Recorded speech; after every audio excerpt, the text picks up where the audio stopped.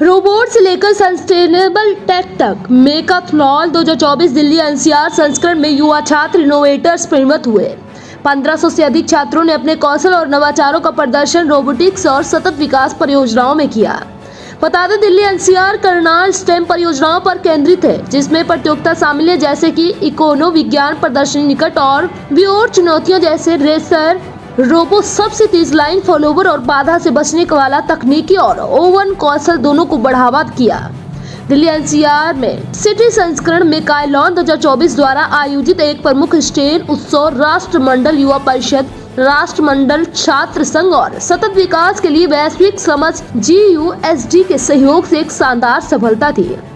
8 साल से 18 साल तक के 1500 से अधिक छात्रों ने अपने कौशल और नवाचारों का प्रदर्शन रोबोटिक्स और सतत विकास परियोजनाओं में किया। रोबोटिक्स और विज्ञान दोनों श्रेणियों के दिल्ली एनसीआर शहर संस्करण के विजेताओं ने अगले महीने नवंबर में होने वाले ग्रैंड फिनाले में अपना स्थान सुरक्षित कर लिया। इस स्टेम उत्सव ने युवा नवप्रवर्तकों को अपनी तकनीकी विशेषज्ञता और रचनात्मकता का प्रदर्शन करते हुए व्यावहारिक समस्याओं के लिए स्टेम सिद्धांतों को लागू करने के लिए एक मंच प्रदान किया। प्रतिभागियों ने भविष्य के नवप्रवर्तकों को आकार देने में स्टेम शिक्षा की शक्ति को मजबूत करते हुए सहयोग और समस्या समाधान की एक मजबूत भावना का प्रदर्शन किया।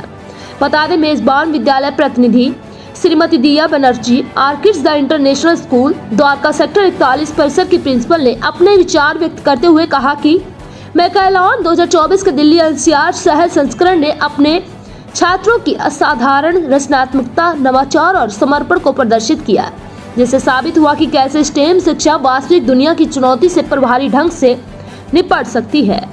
उत्कृष्ट परियोजनाओं ने न केवल स्टेम अवधारणाओं की गहरी समझ का प्रदर्शन किया, बल्कि उन्हें संबोधित भी किया। मैम, सबसे पहले आपका परिचय। मैं दिया बनर्जी हूँ, ऑर्किड्स द इंटरनेशनल की प्रधानाचार्य। अपने स्कूल के बारे में कुछ बताइए।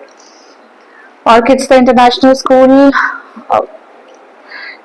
it is one of the leading school of India. It has more than 100 plus branches across the country. And आज का जो प्रोग्राम था इसके बारे में कुछ बताइए। आज का प्रोग्राम, ओके, आज का प्रोग्राम मेकाथलॉन, जो एक इंटरनेशनल प्लेटफॉर्म बच्चों के स्टेम, बच्चों को हम प्रोत्साहित कर रहे हैं। स्टेम की पढ़ाई किस तरीके से की जाती है, कैसे हमारी जो करिकुलम है उसको प्रैक्टिकल लेवल पे किस तरीके से हम उतारते हैं, इस पे हमने बच्चों को एक प्लेटफॉर्म दिया। और मेकाथलॉन कैसे बच्चों की रुचि बढ़ा रहे हैं विज्ञान की ओर। देखिए, जब का प्रोसेस क्या है मेन? देखिए, सिखाने का प्रोसेस एक ही है। जब बच्चों को हम कोई चीज मतलब प्रैक्टिकली करवाते हैं, ठीक है। जब हम छोटे थे, हमें लैब में, आपने भी स्कूल में पढ़ाई की है, तो टीचर लैब में ले जाके प्रैक्टिकल करवाते थे। वैसे ही जब हम कोई भी सब्जेक्ट को प्रैक्टिकल वे में करवाते हैं, जब उनको, अब जैसे साइंस की कोई लेसन है, ठीक है, टीचर जाके सीधे बोर्ड पे नहीं पढ़ाते, उनको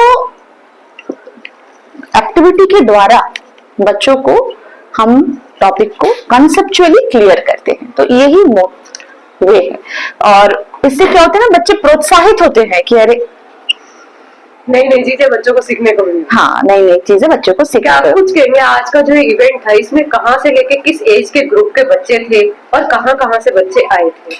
यहाँ से एज ग्रुप जो था 8 साल से 17 साल के बच्चे थे। अलग अलग एज ग्रुप में बांटा गया था, और ये एक ओपन प्लेटफॉर्म था सभी बच्चों के लिए, गुरुग्राम एवं भारतवर्ष के, क्योंकि एक इंटरनेशनल इवेंट है। ऑर्किड्स द इंटरनेशनल स्कूल एक होस्ट पार्टनर थी, और हमने बच्चों को, सभी बच्चों को, सभी स्कूल के, चाहे वो प्राइवेट हो, गवर्नमेंट हो, एनजीओ हो, सभी स्कूल्स को हमने ओपनली इनवाइट किया था। और काफी करीब 65 to 70 टीम्स अलग अलग स्कूल से, नॉन ऑर्किड टीम हमारे स्कूल में आए थे। लगभग कितने मॉडल्स तैयार किए होंगे बच्चों ने? करीब 70-80 मॉडल्स तो आप लोगों ने खुद ही देखा होगा। बच्चों ने तैयार किया है। और आगे ये इवेंट अभी 7 बजे तक चलने वाली है, ठीक है। तो क्योंकि ये 7 बजे तक चलेगा तो काफी और भी अभी रजिस्ट्रेशंस आएंगे, ऑन स्पॉट रजिस्ट्रेशंस होने वाले है। तो क्या संदेश देना चाहोगे आप वासियों को? दीपावली में इको फ्रेंडली, जैसे दिया, हम पटाखे का प्रयोग कम करें, प्रदूषण मुक्त भारतवर्ष हमें चाहिए। इसे जितना साइंस के द्वारा उपयोग करके अगर हम लाइट्स वगैरह चलाए rather than burning crackers and all, हमें प्रदूषण मुक्त करना है। क्योंकि जो दिल्ली एनसीआर का जो मैंने देखा है, दिवाली में काफी प्रदूषण बढ़ जाता है और वो हानिकारक होती है, उससे हमें उभरना चाहिए। Today, English. So today was Mechathon, and over here we made projects. We even participated in the quiz battle, which was Pan India. So schools from Pan India had come, and I participated in the quiz battle where questions related to science were asked.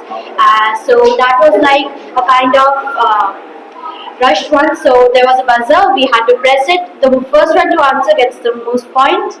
Then was a Nova project based competition as well, where we had to create a project on robotics or science. So I made for science, and my project was basically about that how do we manage the traffic around our city.